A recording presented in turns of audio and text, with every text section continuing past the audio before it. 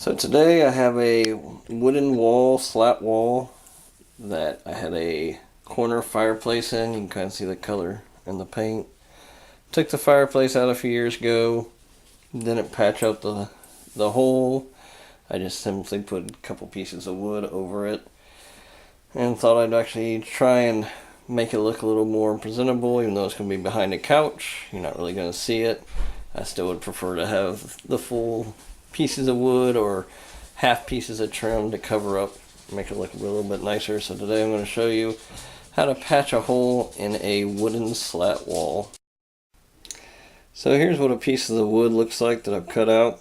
I'm hoping you're able to see that groove.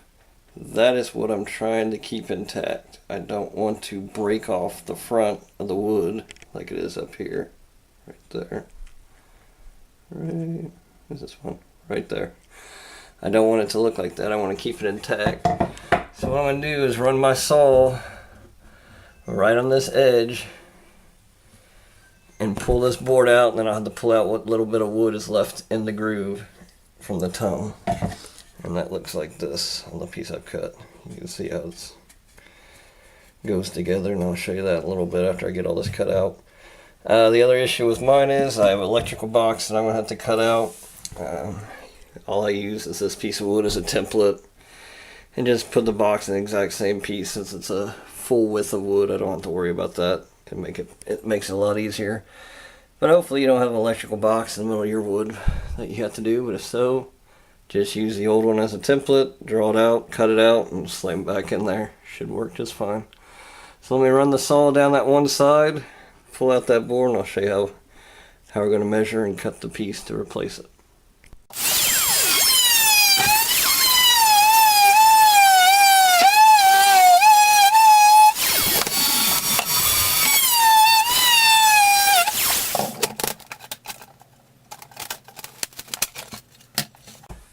So there's a couple pieces, as you can see.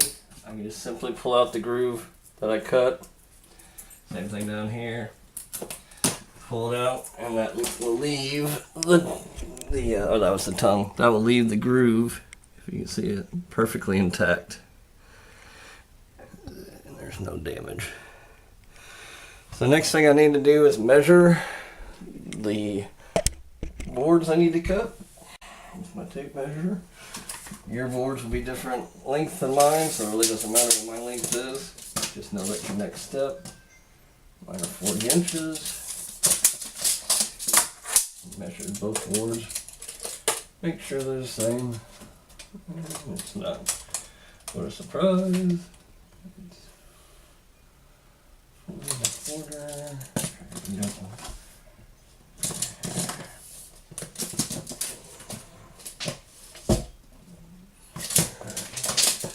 I'm just going to cut.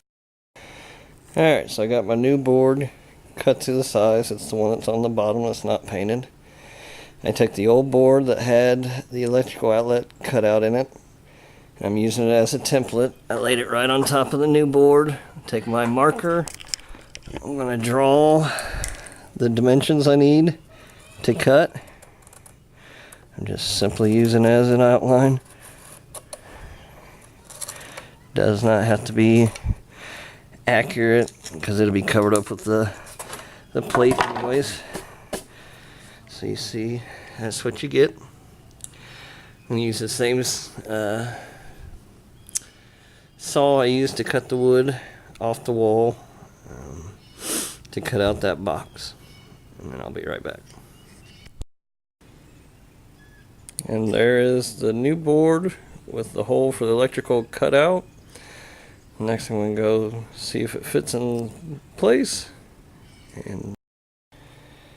Okay, so I went inside to test fit to make sure the electrical outlet fits good with this board, and then I remembered I first had to cut the back part of this groove because currently they slide together like this. Once I have the final piece of wood in the wall, I'm not going to be able to put this piece in with this groove back here. So I'm going to cut the back side of the groove off so the front still looks normal, when all's said and done, but the back is actually gone, and that's going to allow me to slide this final piece of wood in its position without having any issues. So now you can see I cut the back off, so the board just actually lays there. It's no longer a groove. The front still looks complete. It just makes it easier for that last board to fit in and not be so snug. Alright, next I got a couple scrap pieces of 2x4. You could use a full piece if you have one, or a half piece, to go from this point all the way down to give you something to actually attach to, since the wall is way back in there. You're not going to be able to get your last piece attached to that, so just adding some little block pieces or a full piece or a half piece of wood, 2x4, will help give you something to attach to. The other side's nice enough. I got a 2x4 running already. That was already in the wall, luckily, for the outlet, which is right there. So I don't have to worry about that side. I'm just going to put a block up there, mimics the one down here. Now I have both blocks secure. I'm ready to put in my first piece. That's the electrical outlet, cut into it, and then we'll have to measure to get the final piece that goes right there.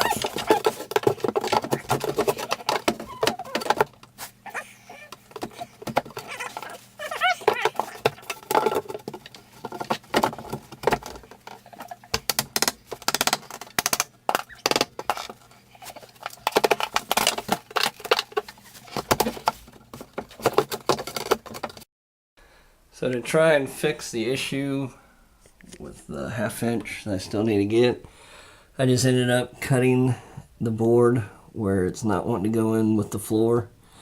It doesn't matter because the trim will cover it up, so you won't see it anyways. So it doesn't matter that I cut that board away. And then now all I should do is hit it with the hammer a couple times, and whammo, we're in.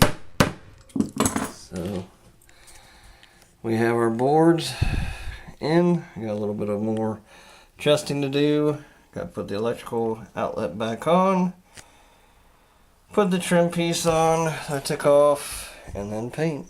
Caulk and paint, that's all you gotta do. So if you wanted a clean look, you'd have to do the complete board. Like I said, full pieces are a lot easier to look. You don't have this cut in the middle. I did a half board, so I will have to put some caulking and paint it over it. It won't look horrible, but obviously you'll know something's different with the wood. But somebody just coming over, like I said, this is going to be behind the couch anyways. The couch will cover it up. But if you want a good clean look, you want to do the full piece. But the techniques I showed you, how to cut the back half of the groove, how to measure the second board, no matter what the size hole is. It's easier if it's just one board. You want to make sure you don't cut the groove on the board you're putting the piece into, or else you're going to have issues.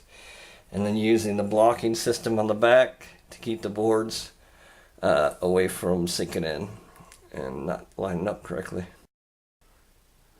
And there's the finished product. So I caulked in between the two boards.